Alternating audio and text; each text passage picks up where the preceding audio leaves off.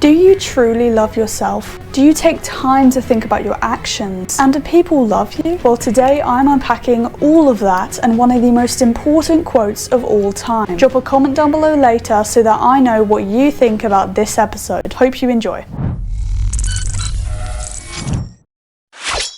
Hello everyone and welcome back to another episode of the Nula Knows Nothing podcast. I'm your host Nula and I am really pleased to have you here. I do just want to get straight into it today, and I actually have a lot of notes and I'm not quite sure how long this is going to take, but it's going to be okay. So the quote that is kind of starting this podcast episode off is, "You can't love anyone else until you learn to love yourself." Now, why am I talking about this? Because you can't love anyone until you truly love yourself. We crave validation, connection, emotional support, and a sense of belonging from others. We also crave things like acceptance, empathy, praise, and partnership to feel secure, valued, and understood. These deep-seated needs are crucial for our well-being, helping to reduce stress and provide meaning in our lives. Now, that sounds like you need to be reliant on others, and in many cases, having great, splendid relationships, romantically or platonically, really help with our well-being. But surely we come into the equation at some point, because at the end of the day, you're the one who has to pick yourself up when you fall and believe in what you want to achieve so that you can get there. No one's doing this for you. And if you have a bad relationship with yourself, well,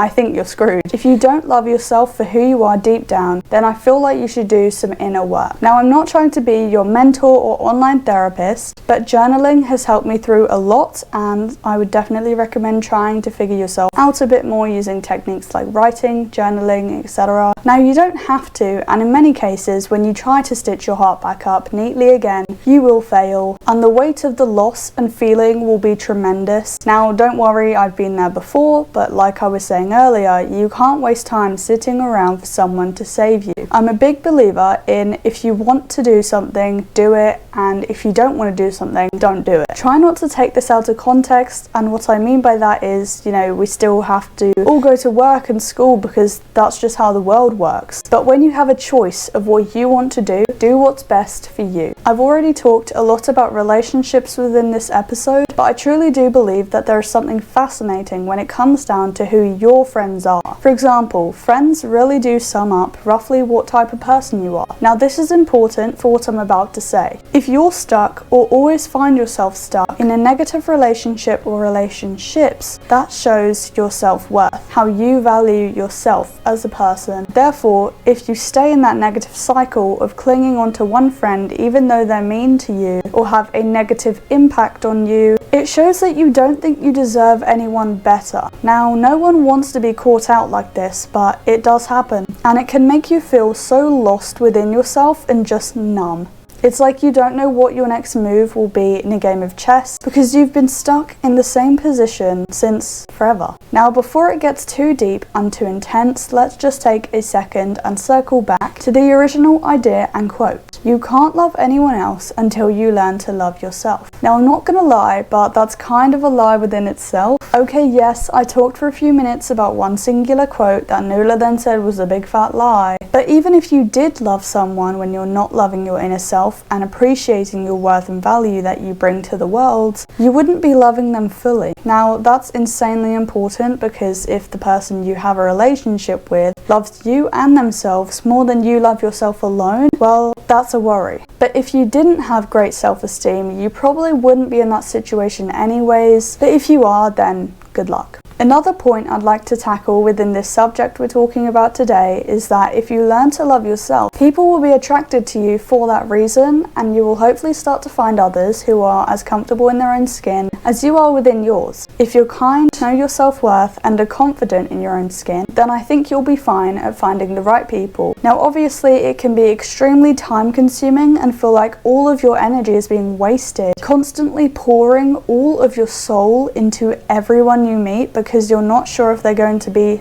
the one, but I think if they're meant to be your friend, so be it. And if they are not, don't force it. I believe that people and opportunities come at the right time, and I think that if you adopt that mentality, well, no good. Psychology is a massive thing that we humans are learning more about every single day. So I've set up a few questions to hopefully get a psychological or at least sciencey or brainy answer to solve my questions. Why do humans want to feel loved? Why can't we just do it ourselves? My opinion is we may need reassurance. Nothing in the world is for definite, but if you're this one specific thing to others, then that's all that's important. Is it this idea if we need to reproduce, otherwise there's no life? Or traditional values? Or is it just as individuals that we make these thoughts and theories? Lots of people will follow the herd mentality as well, so that's important to know and keep in mind in case they don't really love you. But let's see what Google has to say about the question, why do humans want to feel loved? Why can't we just do it ourselves? Humans struggle to love themselves and seek validation due to a blend of evolutionary, psychological, and social factors. The need for validation stems from a fundamental human drive for social connection and it is a normal part of life, but it can become problematic when it replaces internal self-worth. What I'm about to read to you now is all from AI Overview. Why humans need validation. Evolutionary survival. From an evolutionary perspective, belonging to a group was essential for survival. Seeking approval helped ensure acceptance by the tribe, which provided safety, protection, and resources. While modern society is different, this primal need to belong remains deeply ingrained in human psychology. Identity formation. Validation helps individuals form a stable sense of self and identity. When others acknowledge and accept our thoughts and feelings, it confirms that our experiences are real and that our perspectives matter. Emotional regulation. Feeling understood and accepted by others helps individuals process and manage their emotions more effectively. A lack of invalidation can lead to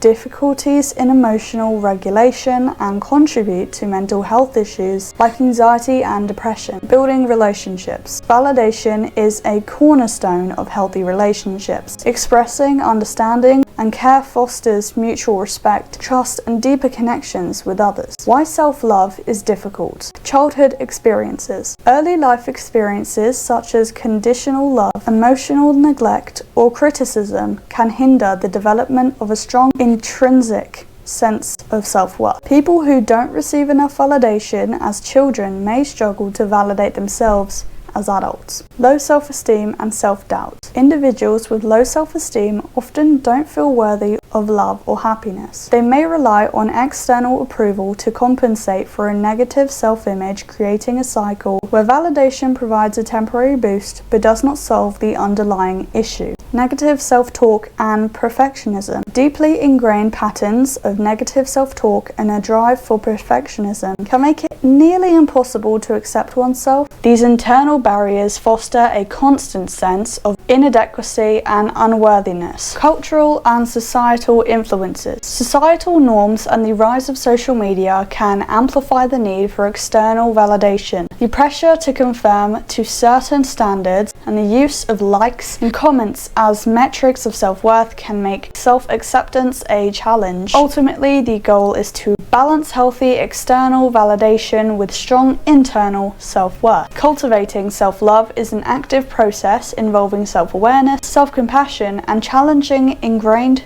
negative beliefs. Professional support from a therapist or counselor can also be a great resource for developing self-worth and breaking the cycle of unhealthy approval seeking. Why do we care so much about being loved as humans? Now, I feel like I've tried to get an answer for this and have since the beginning of this episode, but here's what AI Overview had to say. Because it's a fundamental human need wired into our brains for survival, emotional well-being, and social cooperation. What's the need? The need for love is a fundamental human requirement for connection, belonging, and well-being, considered as essential as physical needs like food and shelter. If we just love ourselves, why isn't that enough? Because it doesn't fully meet the human need for external love, validation, and support from others, and it can't replace the unique benefits of physical affection. While self-love is crucial, relying on it exclusively can lead to comparison, narcissism, and an inability to form deep, authentic connections with others. Now, I do slightly disagree here because I think I have formed deep, authentic connections with others and I have talked on a deep level with them, and they are still standing as some of my friends today. If you keep getting hurt, why go back and try to find more friends or a new relationship just for love? The decision to pursue new friends or a relationship after previous negative experiences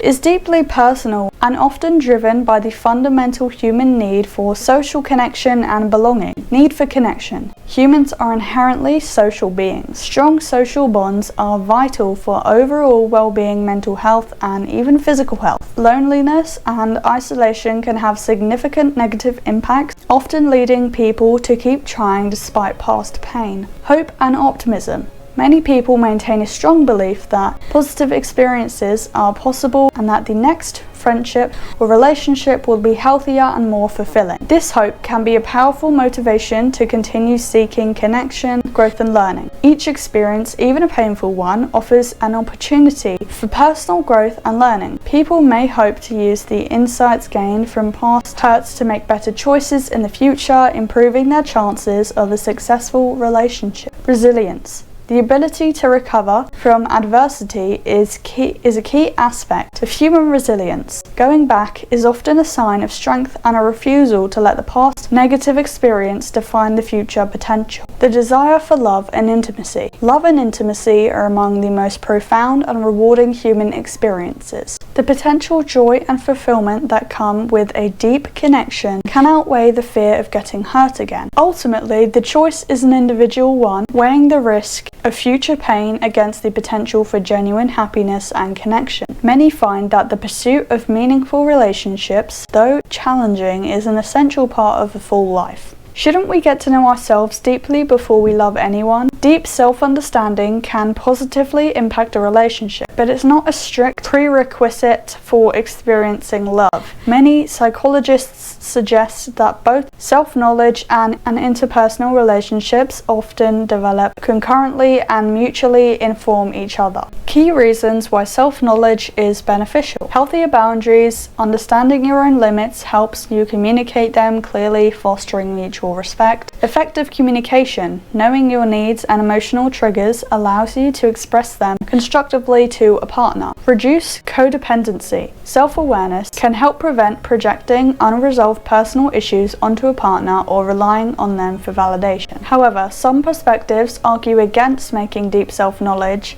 a prerequisite. Growth through interaction. Relationships themselves provide a unique mirror, helping individuals discover new aspects of themselves they might not uncover alone. Love as a journey. Many believe that love is a process of shared discovery where partners learn and grow together as they navigate life's challenges. Ultimately, while the journey of knowing yourself deeply is valuable for a fulfilling relationship, the process of loving another can also be a profound path to self-discovery. Those are all of my notes on this particular topic I'm talking about today. I hope you guys can reflect on a few of those things, and you might have been making some notes, I'm not really sure, but I know I would be because this was a lot to read out, and yeah, I really hope you guys enjoyed. Make sure to tune in again next Monday at 6 p.m. UK time to check out what I have to say next.